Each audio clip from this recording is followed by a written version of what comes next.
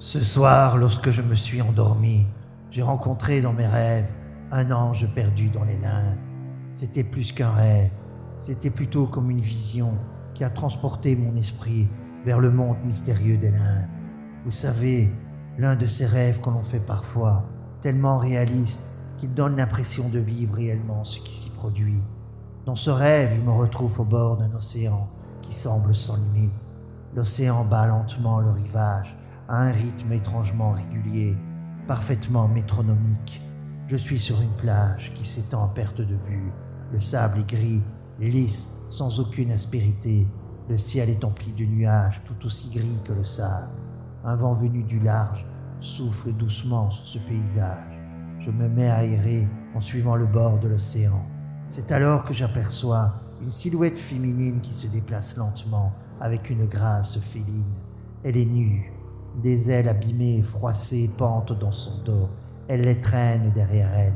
Elle a perdu la faculté de s'envoler. Un ange manifestement perdu. En la voyant, une part de mon être la reconnaît, comme si mon esprit se souvenait de l'avoir rencontrée auparavant. Elle incarne la pure intuition de l'instant. Ange chassée par les anciens dieux, elle s'est posée ici dans le non-monde du néant, les limbes des possibles. Elle fut chassée du ciel, car l'humanité a fini par oublier son existence. Les anciens dieux grotesques qui règnent dans les cieux profitent du moindre prétexte pour éliminer les entités lumineuses qui les ont précédés. Les anciens dieux se nourrissent de la peur, des frustrations, des angoisses et de la folie qui animent nous autres les mortels au quotidien. Nous les avons attirés dans notre univers par nos cauchemars qui les ont nourris, les ont fortifiés. Nous leur avons donné ainsi la puissance nécessaire pour prendre le pouvoir, éliminer les anges qui incarnaient nos rêves, et seuls dont les enfants se souviennent encore de l'existence. L'ange erre depuis longtemps seul, au bord de l'océan de l'Inde. Brusquement, je me souviens de son nom, et je l'appelle Siloé. Mon souffle en sortant de ma bouche se transforme en vent furieux qui projette le nom de l'ange que je viens de prononcer. La bourrasque de ma voix balaie sa silhouette. Elle se tourne vers moi et s'approche. Mon regard plonge en son regard, mais elle ne peut me voir. Ses yeux sont aveugles, desséchés d'avoir trop pleuré. Sa bouche est cousue avec un fil noir. Cette face terrible semble pourtant m'observer, me détailler.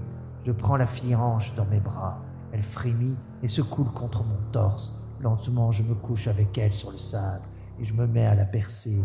Je la réconforte en lui murmurant à l'oreille les anciens mots sacrés et lui demande de me pardonner pour mes fautes, de ne pas avoir cru suffisamment à elle. Elle, qui n'est jamais née, adopte alors la position fœtale. Elle ferme les paupières sur ses yeux aveugles. Le fil noir se dissout comme par magie. Sa bouche libérée se met à fredonner une douce chanson. Sa voix est merveilleuse. Au rythme de son chant, l'ange progressivement se transforme en enfant. Puis, elle s'effrite sous mes doigts, jusqu'à ce qu'il ne reste plus que du sable bientôt emporté par le vent du large. Je me mets à genoux, ferme les poings pour garder un peu de ce sable souvenir de l'ange.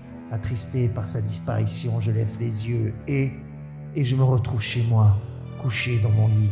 Je me redresse, mes poings sont toujours fermés.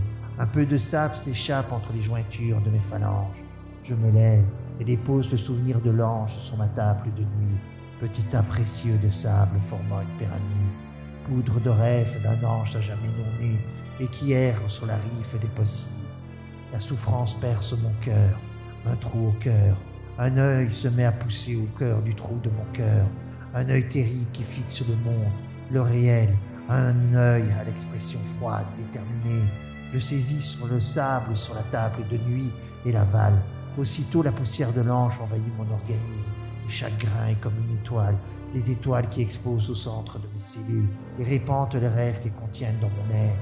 Une lumière obscure, une obscurité lumineuse envahit mon esprit et me transforme.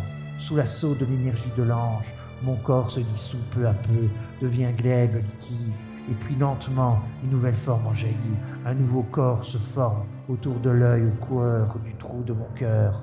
Mes orbites sont vides, je n'ai plus besoin de voir, car je perçois le monde à travers l'œil du trou de mon cœur. Je n'ai plus de bouche, car je n'ai plus besoin de parler. Je me redresse, immense dans la chambre. Je suis obligé de baisser la tête pour qu'elle ne cogne pas au plafond. Je me tourne vers la fenêtre.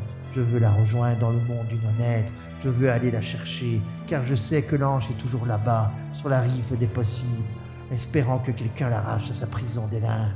Je déploie mes ailes, me précipite contre la fenêtre, mon corps puissant fracasse la vitre. Je m'envole dans les cieux, pure détermination, pure volonté de puissance à vouloir réaliser le rêve. Me voici, je fends la brise, le vent, en traversant l'atmosphère, mes ailes s'enflamment. Je laisse derrière moi un sillage de feu, alors que le brasier du réel me consume.